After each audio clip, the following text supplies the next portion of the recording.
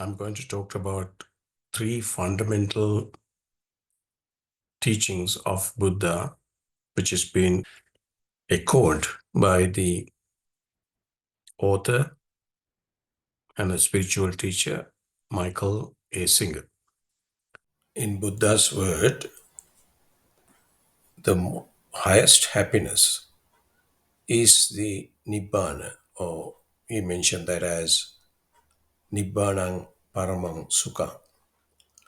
That means the highest happiness comes from the Nibbana. In other words, that if you really understand or comprehend this changing nature in this world as the dukkha, or commonly used word is suffering or the miseries, once you really comprehend that, you would be liberated from those ideas, concept. By doing this, you will reach the highest happiness in this humanity. So that is what the real definition of this word nibbana and the enlightenment that we refer to as the supreme happiness. So I came across that Michael A. Swinger is discussing this similar principle with his own experience using secular examples, which might be more closer or the listeners. So I wanted to play that his explanation and connect with the Buddha's teaching and what Buddha has mentioned about this supreme happiness and the obstacle to that, which is actually known as hindrances, and the way to eliminate or eradicate those hindrances, which is Buddha's term, that is the samadhi or the awareness. Or by uplifting your awareness, or rather arousing your awareness, which has been delivered as a separate discourse by Buddha, which we have discussed before, that is the Satipatthana Sutra. So the elevating your awareness is the remedy for this unhappiness. Started with low-hanging fruit. I define low-hanging fruit as saying, if you let it go inside, there's nothing else to do. If you can handle the weather, there's nothing else to do. You're liberated, you're free. But if you can't handle the weather, that's something you did and it's going to bother you, and you'll tell other people about it and you complain about it. So this key to understand that it's not about getting what you want. It's about letting go of the disturbances you're creating inside yourself that makes it so you have to have things be a certain way to be okay, because you shouldn't need to have things be a certain way to be okay. So you start with the weather, you start with the driver in front of you, you start with, go to lunch, the serving isn't the size I want, okay? Or it's not hot enough, or the waiter wasn't nice. Go on, ruin your lunch. That's what you're doing. Come on, look at me. You're just ruining all these moments of your life, and then you're wondering why life is so tough. So here's the Michael is bringing up that very core teaching of Buddha's, where Buddha mentioned that really it's the cause of this all suffering or all this distress or the miseries are that you are clinging and the friction. So that is what he's talking about. It's not outside anywhere, but it's actually just within you. If you have that clinging of, okay, this should be that way, the waiter should be serving like that, or this food should be that warm. So all that you are clinging into that concept or the speculation that really you already made. And in the same time, that really frictions comes because of that you're clinging.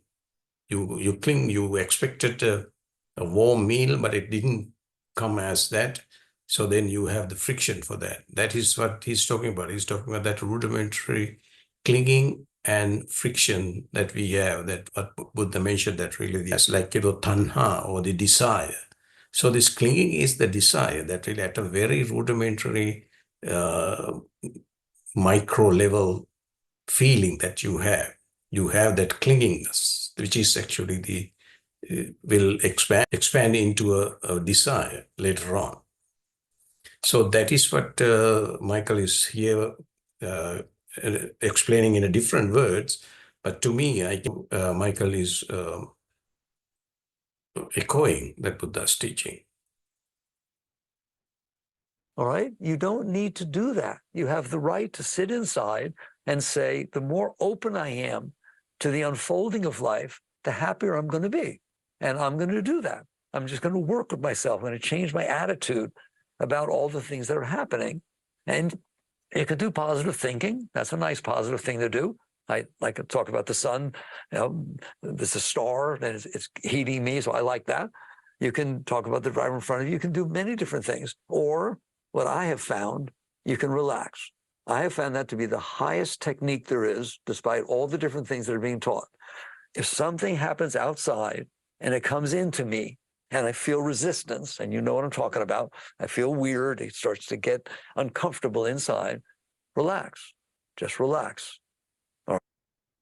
This is the very core teaching that Buddha has given to us as samadhi pachaya yata bhuta jnana dassana. In the sense, what he's saying is the samadhi, that means relax.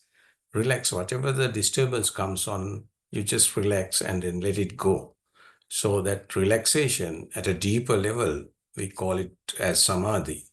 And then when you come to that deeper level, you will realize that everything coming through from outside is actually disturbances. And don't react to that. You don't have to react to that. You realize by relaxing, you realize that really that is all that you need to do. Then rest will just go away. So you are not actually pushing it away, but you are not connecting with it. So you are not really clinging to any of those disturbances. What you would do is you will respond to them. What you're doing is you're just letting it go. So that is what Michael is saying here. It's actually the letting it go and relax. Relax at the deeper level. It's a samadhi. That really your mind is so clear, and then you are dwelling in your awareness and responding to anything. You don't have to be isolated somewhere. No, you can actually interact with many people, but still you are not reacting to them. And then you don't have that friction that Michael was talking about, that disturbances. You will be calm, and then you will be really responding to anything happening around the world. Right? And people say to me, but the disturbance won't relax. Of course the disturbance won't relax. Disturbance doesn't know how not to be disturbed. It is by definition disturbance. You who experiences it, the self, the Atman, the consciousness, the witness, you can relax from that point inside of you, behind. It's always behind. People ask me, why do I point back here? Because you're back here looking down at your psyche, looking down at your body, looking out at the mirror. The consciousness is back here. It's behind all of that. And the consciousness does not have a single problem. The light doesn't care what it's shining on. Do you understand that? Yeah, here that actually he was giving a very good point, saying that the disturbances, by definition, disturbances are there. The only thing is that you are reacting to them. That is why you get disturbed as well. So what he's saying is that once you relax, and then once you live in or dwell in your awareness, or if you have that samadhi, or that level of awareness, you are just like, sitting behind your body and mind as well. He didn't mention the mind, but I mean, my experience, I do understand that what he meant was by even from your mind, you are not conceptualizing anything, but you are sitting behind your body. and responding to them. So that is what. So the things happening outside, you can't avoid it, but you can actually not to react to them. That's what is the same message Buddha has given when he talked about this Manopubangama Dhamma, in the sense that really the mind is a forerunner of your life, but you can be away from that mind and then relax, and then relax. Once you relax to the level that really you can identify everything is changing, which is actually refers to as dukkha. So once you realize that, you can respond to everything rather than reacting to it. Okay, because China is something ugly, something beautiful, something old, something young, something broken, something new. It doesn't matter. The light is just light. Consciousness is aware of good things, bad things, happy things, sad things. It's just awareness of being. And so there, from that place where you're experiencing the complaining, experiencing the disturbance that got created by something for no reason, it just didn't match what you wanted. So you let disturbance happen inside. Relaxing is the highest technique you can do. Not just relaxing through an asana, not just relaxing through meditation. Relaxing the moment the energy gets weird inside, relax. Now, what does that mean? Why? So here again, he was giving a very good point that when you relax, so when I call it samadhi and then relax, that, and then you will be responding to everything without any reaction to it. And here the Buddha's term for this relaxation at the ultimate level is actually equanimity, or the upekkha. That upekkha is the ultimate result of your samadhi. So you just like earth or light, like uh, Michael was talking about. It's just shining. It doesn't have any resistance to anything. Similarly, that your awareness will shine through anything without reacting to them. But of course, as a human, you can respond to them and then live in this world without being isolated from your normal day-to-day life. Does the energy get weird inside? Because it hits your blockages. I go into this in great detail in Living Untethered. All right? These blockages are real. They're like taking a rock and putting it in a stream, a clean flowing stream. Here, I want to bring up before you go any further that this is what, to me, I can see what he's explaining here is that really 5 hindrances in Buddha's teaching, because those hindrances are the big block of rocks that is being, dumped into this stream of happiness, and then it is being really blocked in there. So that is what his analogy is. So those blockages are the 5 hindrances, as Buddha mentioned, that as a kamachanda, vyapada, tinamidda, uddacha, kukkucha, and vitikicca. That means actually the main desire, aversion, sloth and torpor, restlessness and worry, and skeptical doubt. Those are the 5 hindrances Buddha mentioned, which I can connect with this Michael's analogy of putting some stone into this stream and then making disturbances, and then the stream of happiness get disturbed, and then you will suffer, or you will become a suffering individual. Put one rock in it, what happens? Eddies, currents, sprays, those are what you're experiencing. These blockages you push down into your energy flow are causing all these emotions and all these disturbances that you're feeling all the time.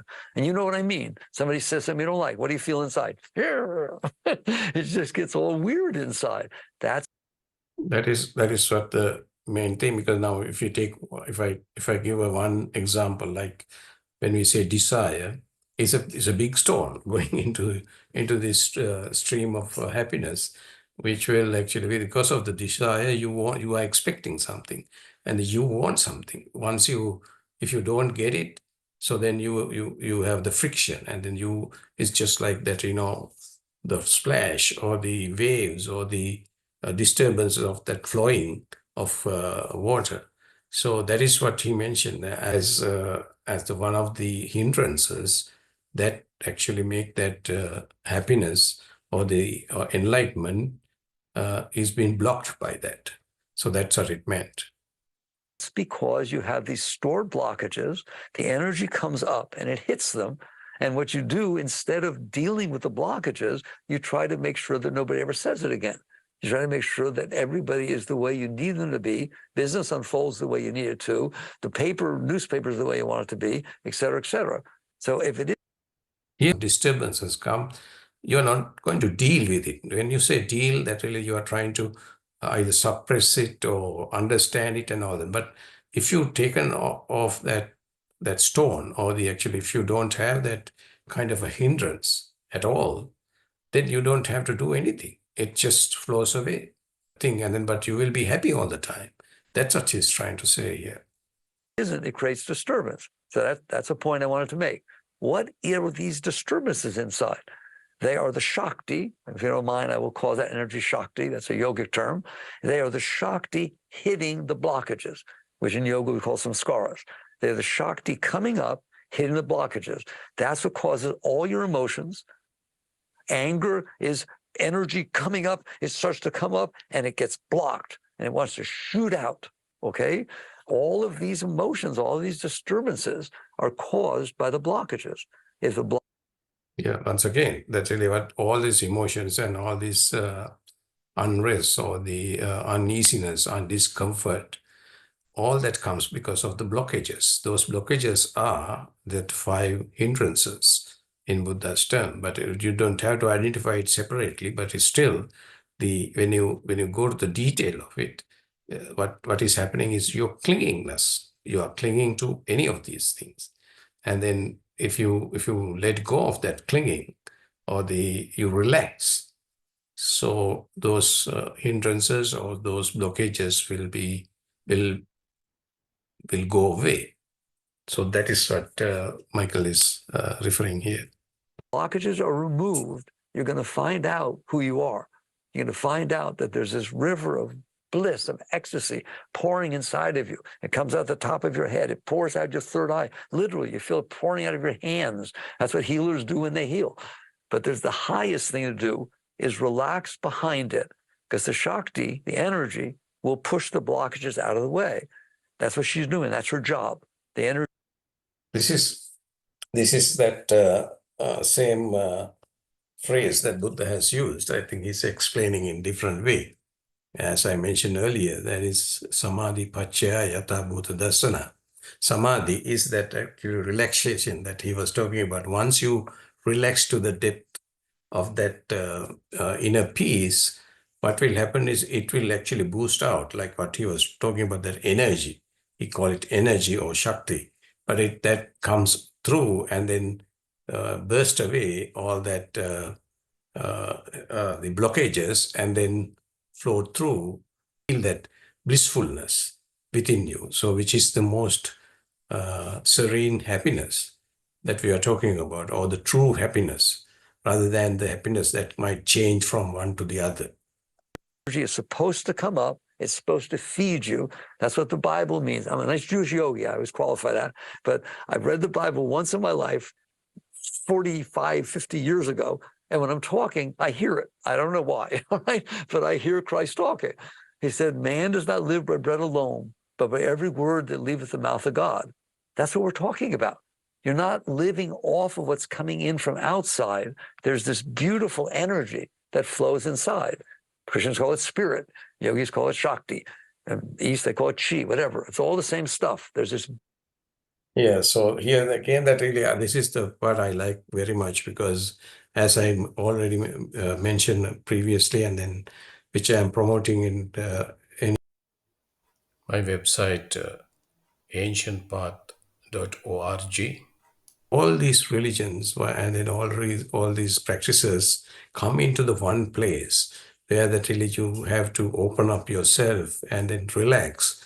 Then you will see that you are in a peace. So here Michael is referring to the Bible, even the yogic and any other teachings, any other spiritual teaching, giving the same message, as much as the Buddha's teaching. Beautiful energy inside of you.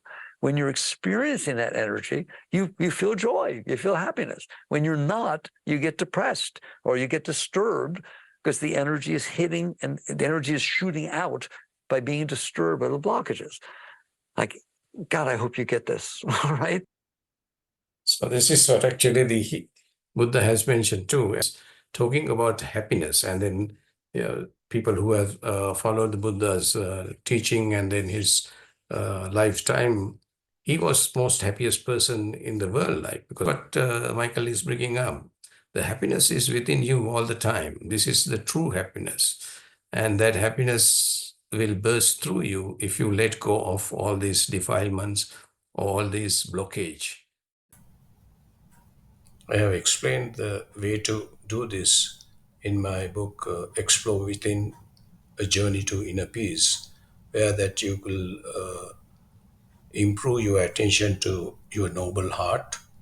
And once you get to that level, you open up your noble heart to go deeper into your inner peace, where you can experience true happiness, which is that supreme happiness Buddha was talking about.